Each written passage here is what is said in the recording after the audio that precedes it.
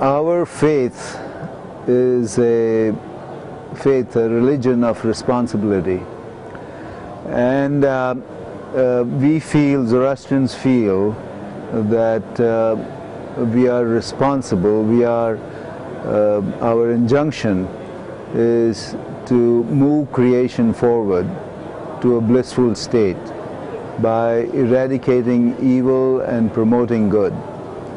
So that's our mandate, that's what a Zoroastrian needs to do, and in this world today we fit perfectly to do the right things, to care for the environment, stewardship of the environment, and promote good all around the world, and make our planet a blissful place for all of us, with respect for all, dignity for all, and preserve the environment and maintain what we have and promote it to a better state.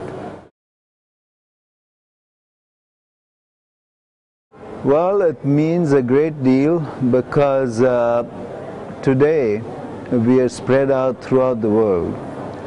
Our motherlands of Persia and India, the subcontinent, which is India, Pakistan, from there we are spread to all corners of the world. Today we are in Britain, we are in North America, we are in Australia, we are in the Far East, Middle East. Everywhere you turn there is a Zoroastrian. Today's technology helps us to be connected with each other, so that if without that possibility, we would remain distant from each other. So I often call our community community without borders, so that the religion binds us together, the community binds us together, and we become one worldwide community. We are trying to make everybody fit the mold and come together. The internet goes a long way, but we have a lot of work to do in order to really come together and start working together as a worldwide community. So internet is a great help. The fact of the matter is that what you see in today's world is Zoroastrian thought. So therefore, if you live in the West particularly, you will see Zoroastrian ideology permeating throughout the world, in everyday life, in your interaction of the common people with each other. You see that ideology coming through. So therefore, as a Zoroastrian, it's extremely easy for us to adapt to just fit in, because it's what you see around is all Zoroastrian ideology. In that sense, our faith is a universal faith, so which means that it is universal to all living beings, really, today, particularly in the West. So therefore, for us as Zoroastrians to interact with each other, it's extremely easy, and we fit in everywhere and anywhere we go. So our faith is as relevant today as it was when it was first founded 4,000 years ago by Prophet Zarathustra. And we really, Zoroastrian is a Greek connotation. A lot of times internally at least, we call each other Zarathustis, from Prophet Zarathustra. So for each other, we would be Zarthusti, a Zarthusti, a friend, a Zarthusti, this, that, and the other. But externally, the name Zoroastrian is stuck, and we go along with that. But the Zoroastrian The Greeks called Zarathustra Zoroaster.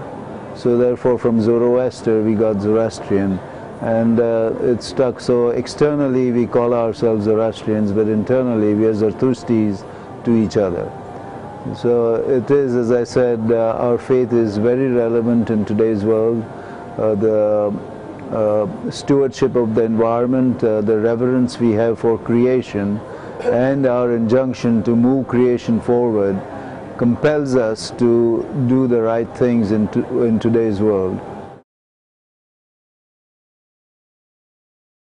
My hope is, of course, the world, particularly the religions of the world, come together and work together, which you see happens. There is very little discord in this parliament, hardly any discord. So you see that faith to faith, we are very much close to each other.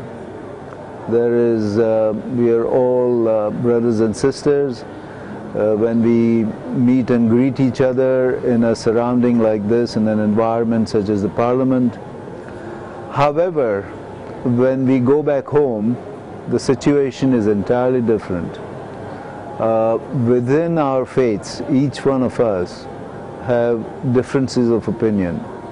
There is more discord within our individual faiths than it is externally.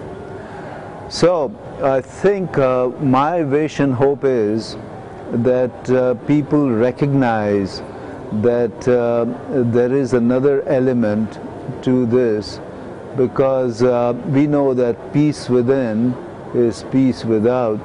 If you have peace within, you would spread that externally.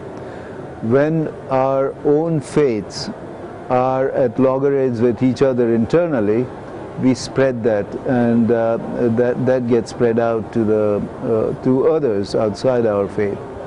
So there is another dimension to this interfaith movement, which is the intra-faith. We do not do much about intra-faith.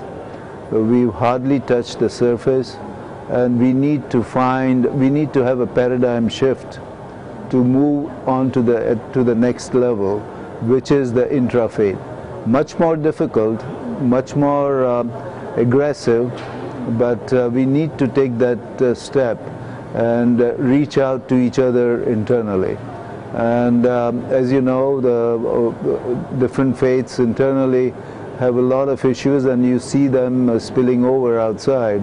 So we need to address that, and that's my hope and wish.